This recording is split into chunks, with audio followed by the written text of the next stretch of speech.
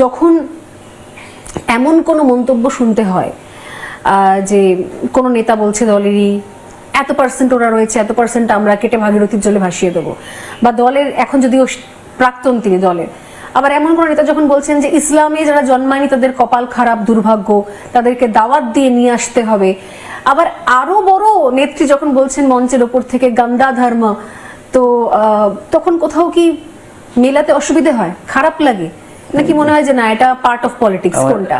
আমরা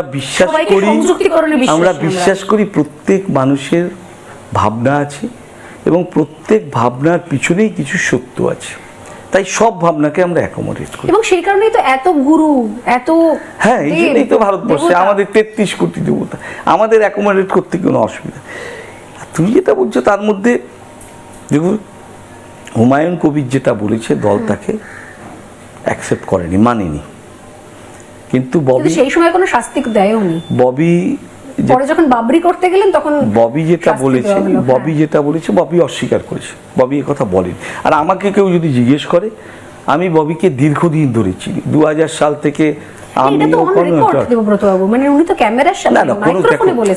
কোন প্রসঙ্গে বলেছে সেটা হলো সবচেয়ে বড়। একটা কথাকে আউট অফ কনটেক্সটে নেওয়া যায়। ববি কিন্তু সরাসরি অস্বীকার করেছে এই কথা, যে না আমি এইভাবে বলিনি যে ইসলাম ধর্মেই খালি মোক্ষ পাওয়া যায় আর কোথাও পাওয়া যায় না। ববি অন রেকর্ড বলেছে।